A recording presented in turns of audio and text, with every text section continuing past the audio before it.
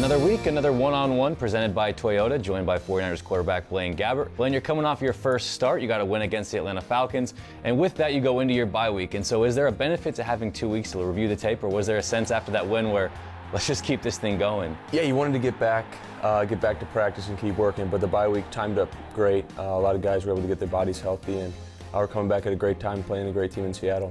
You scored 17 points in that first half, a couple of touchdowns to Garrett Selleck, really got the offense on a roll. In the second half, things kind of sputtered a little bit. So how do you translate that success in the first 2 quarters to finishing that game? Like you said, just finish. There were some things that we had to change at halftime, but the biggest thing going into the second half, we needed to execute, and we didn't do so, but our defense played great, held the Falcons to, I think, just a couple points, and we sealed the victory. When you're watching the tape, do you see that, okay, we made these plays in the first half, and there's opportunities to take advantage of in the second half? Yeah, definitely. We kind of shot ourselves in the foot. 2 costly turnovers by myself, but we can learn from those. Just taking care of the football, and whether we get 40 more yards in the drive and a field goal, it's better than turning the football over. You took a big hit from Philip Wheeler, Atlanta Falcons linebacker.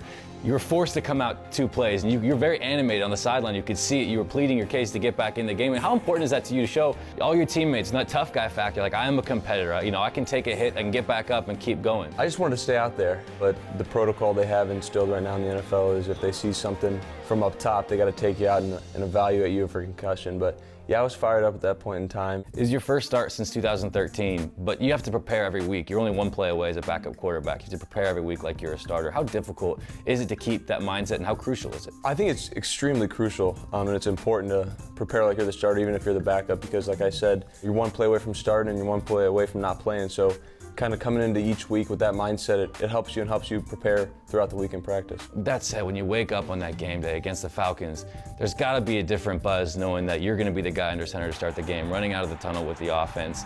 And did you miss that? Yeah, that's the rush that you always itch to have, and just getting back on the field as a starting quarterback was great, and I'm glad we pulled out the win, but we have another big game this week. Drafted by Jacksonville originally. When you look back at your time with the Jaguars, where do you look at, okay, you point to this area, I'm a different guy now than I was then? I think just the experience I've gained throughout the last 5 years, it's been crucial. It's been extremely important kind of in my growth as a quarterback.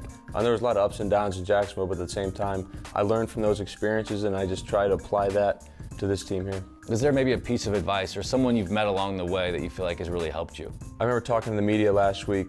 Luke McCown and Chad Henne taught me how to prepare as a young quarterback in the league, and regardless if you're playing or not playing, stick to that routine every week because you never know when your shot's going to come. Everyone's a critic, right? There's always someone out there that's going to tell you what you can do, what you can't do.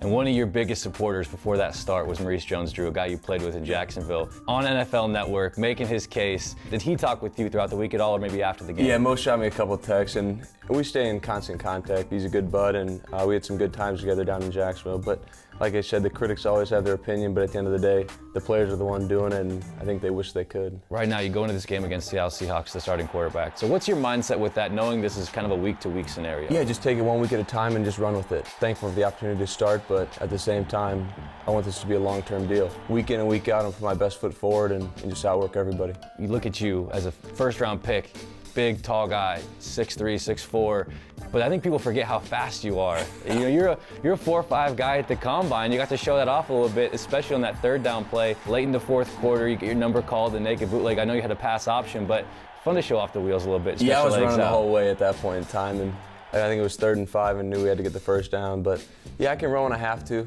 As long as we can get a couple first downs for my legs a game, we'll be doing all right. Tough divisional game this week on the road. What's the mindset of the team right now? Where are you guys approaching this week? Take it each day by day, watching the film today, evaluating how they did versus Arizona, and take it 1 play at a time.